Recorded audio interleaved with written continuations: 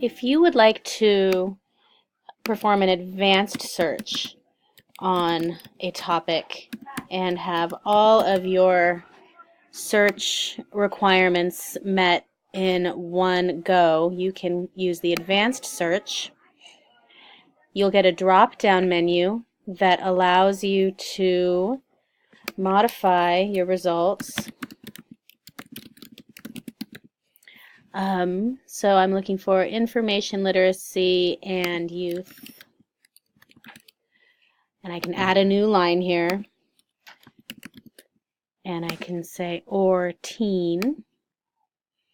And when I do this and search, I get 1,681,000 and some odd results.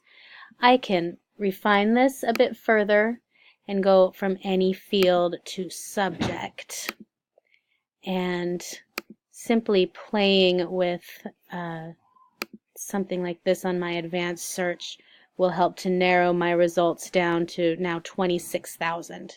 And I still have articles and books to look through.